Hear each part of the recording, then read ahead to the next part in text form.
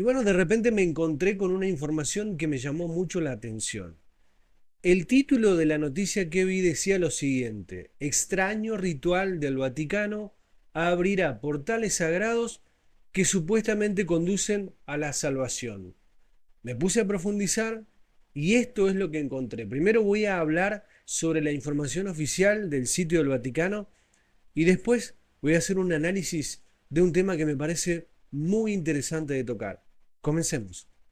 Pues bien, queridos hermanos y amigos, se trata de un anuncio de la apertura de las puertas santas del Vaticano durante el año jubilar que será en el 2025.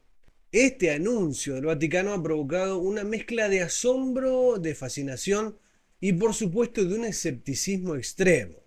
Se trata de un ritual que se llevará a cabo en Roma y en otras basílicas importantes, acto que resucita una práctica muy añeja, es una práctica medieval que asocia la indulgencia y la salvación y que es considerada por algunos como una tradición, aunque por supuesto no tiene sustento bíblico alguno. Pero vamos a comenzar a ver qué significa el jubileo, cada cuánto tiempo se hace, porque es un tema que nosotros por ahí los evangélicos no manejamos mucho. En el catolicismo el jubileo es un evento que ocurre cada 25 años. Durante el mismo los fieles pueden obtener la indulgencia plenaria. ¿Esto qué significa? El perdón completo de los pecados. Atención, esto es muy importante para los católicos. Y bueno, además obtienen también la liberación de la pena temporal al cumplir ciertos requisitos, como realizar una peregrinación a las basílicas mayores de Roma y realizar actos de penitencia y de oración. Bueno, la apertura de las puertas santas es el ritual central del jubileo y lo que simboliza es un paso hacia la salvación. Se trata de la bula de indicación titulada Spes non confundit. Significa la esperanza no defrauda. Y antes de seguir, me gustaría repasar qué son las bulas y un poquito de la historia de algunas de las bulas más reconocidas. Bueno, las bulas son entonces decretos papales, emitidos evidentemente por el Papa, los que otorgan ciertas concesiones como indulgencias a quienes cumplen con ciertas condiciones establecidas, tales como las oraciones, las peregrinaciones o las donaciones. Recuerden aquí las famosas indulgencias cuando a través de las limosnas se les prometía a los fieles católicos salir a sus familiares antes del purgatorio. Esto ocurrió en la Edad Media y es una de las bulas más criticadas, ¿no? Porque lo que se prometía era liberar a las almas del purgatorio a cambio de limosnas o donaciones monetarias. Algo que la verdad ustedes saben que no coincide en absoluto con las enseñanzas que están plasmadas en la palabra de Dios. La salvación no se puede comprar, el favor de Dios no se puede comprar, eso está muy claro. Dios otorga sus dones a través de la gracia, a través de la fe, y esto es un regalo, es un don de Dios. Esas prácticas se convirtieron en un verdadero abuso porque la Iglesia Católica comenzó a vender las indulgencias con la promesa de que estas donaciones ayudarían a las personas a evitar el purgatorio o a liberar a sus seres queridos. Este dinero que se recaudaba en estas transacciones era utilizado para financiar proyectos como la construcción de iglesias o bien para las guerras papales. Es de aquí que se levantaron hombres valientes, como lo fue el monje Martín Lutero, que dio inicio en el siglo XVI a la Reforma Protestante. Pues bien, volviendo al tema, en el 2025, ¿sí?, el Papa Francisco anunció entonces que abrirá no solo las puertas de las basílicas tradicionales de Roma, sino también una puerta en la prisión de Revivia, lo que tiene una intención de enviar un mensaje de esperanza para aquellas personas que se mantienen en una situación de cárcel. Para el catolicismo, este acto se entiende como un símbolo de renovación espiritual. Ellos lo ven así, como una oportunidad para el arrepentimiento y la reconciliación con Dios. Las puertas santas, como le llaman, se abren a manera, por supuesto, de metáfora, como así lo creen, del perdón de Dios, donde los fieles atraviesan un umbral físico y simbólico, dicen, hacia la gracia divina. Ahora, vale aclarar, de acuerdo a la perspectiva católica, que la apertura de estas puertas no implica necesariamente la salvación de las almas, sino que más bien actúa como un acto sacramental que se vincula al concepto de indulgencia.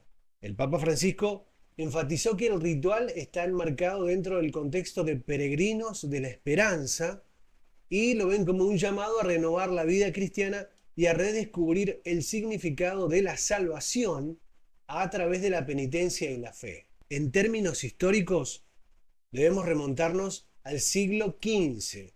Obviamente, usted en la Biblia no va a encontrar una actividad semejante ni en la iglesia primitiva. Estas actividades, este tipo de perdón hacia las personas, no tiene asidero con el perdón tan simple que nos ofrece Cristo. Y más adelante vamos a tocar algunos ejemplos de hombres de Dios que en instantes, en segundos, fueron tocados por Dios y recibieron un perdón por sus pecados. Entonces, el inicio de estas actividades se remonta al siglo XV con un papa llamado Bonifacio VIII, quien instituyó esta práctica como una forma de reconciliación con Dios y se han convertido en un elemento esencial de la liturgia del jubileo desde entonces. Bueno, recién vimos lo que es el enfoque católico, pero vamos a ver ahora nosotros los evangélicos, los cristianos evangélicos, qué pensamos acerca de estas actividades que nos resultan extrañas. En mi caso, me parece que recibir el perdón de Jesús, haciendo todo esto, pasar por una puerta debajo de un umbral, o confesarme delante de un sacerdote, o realizar una peregrinación, o aportar una limosna para recibir el perdón, la verdad que me parece un acto de burocracia y creo en lo personal que en vez de acercarme más a Dios, creo que me distancia más. En vez de ser una relación personal, sentimental, donde yo a Cristo le pido perdón, me arrepiento, reconozco mis pecados de forma íntima, en lo secreto, allí en mi cuarto de oración, donde nadie me ve, pero Dios que es espíritu me está viendo, yo me reconozco y siento el perdón de Dios y ya lo creo a través de la fe, recibiendo así esa gracia tan grande. De esa manera Cristo nos conquista, nos abraza, nos llena de amor. Si yo pensara en que debo hacer todos esos rituales para que Cristo me perdonara, la verdad de corazón siento que me aleja más de Dios que en vez de acercarme, porque por un lado me lleva a un Dios de trámites, a un Dios burócrata, donde tengo que pasar ciertos requisitos para ser perdonado, y por el otro lado me encuentro a un Dios misericordioso que está atento a mis súplicas, a mis ruegos, y me siento lleno, me siento perdonado y renovado allí mismo en mi lugar secreto. Hermanos, este es el sentir de los cristianos evangélicos. Yo no quiero ir en contra del catolicismo, pero este tipo de actividades hacen que muchos de nosotros no podamos quedarnos callados, que lo veamos como una oportunidad para hablar de las verdades bíblicas y tal vez algunos de ustedes que son católicos puedan reflexionar en este tipo de situaciones y cotejarlas todas frente a la palabra de Dios que es la Biblia. Y hay muchos casos en la Biblia que demuestra que esto de la fe es instantáneo. Cuando Cristo te perdona, hay un arrepentimiento y no es necesario pasar por varios rituales. Veamos el caso del ladrón en la cruz, que simplemente le dijo: Jesús, acuérdate de mí cuando vengas a tu reino. ¿Y qué le dijo Cristo? No, ve y pide perdón y haz esto, lo otro, lo otro, lo otro. No había tiempo, estaba ahí ese hombre agonizando. Cristo le dijo: de cierto te digo que hoy estarás conmigo en el paraíso. Otro caso es el del carcelero de Filipos. ¿Recuerdan ustedes cuando vino aquel terremoto, cuando Silas y Pablo estaban cantando, orando a Dios? Y esta persona quedó impactada por lo ocurrido y quiso conocer al Dios de Pablo y Silas y les preguntó qué debía hacer para ser salvo. ¿Y qué le respondió Pablo? Le dijo: cree en el Señor Jesucristo y serás salvo tú y tu casa, así de simple, así de instantáneo, minutos, segundos, es la conversión de las personas y así es la relación del hombre con Dios solo a través de Jesucristo, que es el único mediador entre Dios y los hombres. Pues bien, al respecto salió una noticia también en el portal estadounidense llamado Carisma, donde un investigador cristiano, un señor llamado La Marzulli, hizo una serie de advertencias sobre este caso de las puertas santas. Este investigador hizo una advertencia de que estos rituales podrían tratarse en realidad de portales espirituales que no son favorables para las personas, que las puertas en realidad no simbolizan la redención, sino que sirven como canales para fuerzas espirituales desconocidas o peligrosas. E incluso vinculó ciertos rituales y tradiciones con la apertura de portales en la tierra prometida que habrían sido utilizados por los antiguos Nefilim, que son seres mitológicos mencionados en el Antiguo Testamento. ¿Sí? Estamos hablando de los gigantes. De acuerdo a la visión de esta persona, tales portales pueden ser influencias espirituales malignas, lo cual podría ser una preocupación para los cristianos que valoran la pureza doctrinal y la protección espiritual. Pues bien, esta es la visión de este investigador. Usted saque sus propias conclusiones y me encantará ver sus comentarios aquí abajo al respecto. Recuerden que el like me ayuda un montón. Y bueno, el Señor los bendiga. Si quieren compartirlo, háganlo para bendecir a otros. Nos vemos en el próximo video. Soy Nico de la Fe. Que el Señor los rebendiga.